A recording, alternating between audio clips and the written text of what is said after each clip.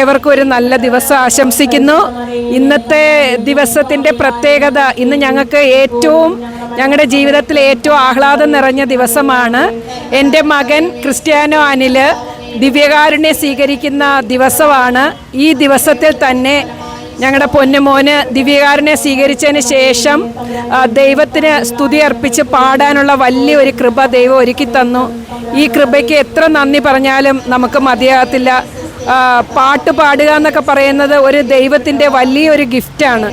ആ ഗിഫ്റ്റ് എല്ലാവർക്കും നമുക്ക് കിട്ടിയെന്ന് വരികയില്ല.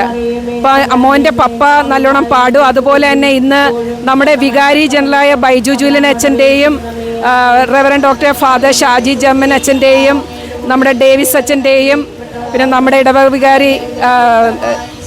ഇടവകരാരി അച്ഛൻ്റെയും ജോണി അച്ഛൻ്റെ എല്ലാവരുടെയും സന്നിധിയിൽ മോന് ഈ ദിവ്യകാരുണ്യ സ്വീകരണ ദിവസം തന്നെ ഈ കർത്താവിനെ സ്തുതിച്ചുകൊണ്ട് പാടാൻ കിട്ടിയ ഈ നല്ല അവസരത്തിന് എത്ര നന്ദി പറഞ്ഞാലും തീരില്ല.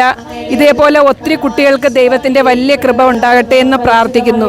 ദിവ്യകാരുണ്യ സ്വീകരണ ദിവസം എന്ന് പറയുന്നത് നമ്മുടെ ക്രിസ്ത്യൻ സമൂഹത്തിലെ ഏറ്റവും സുന്ദര ദിവസമാണ്. ദൈവത്തെ പൂർണ്ണമായി സ്വീകരിക്കുന്ന ദിവസമാണ്. ഈ നല്ല ദിവസത്തെ ഓർത്ത് ദൈവത്തിന് നന്ദി പറയുന്നു.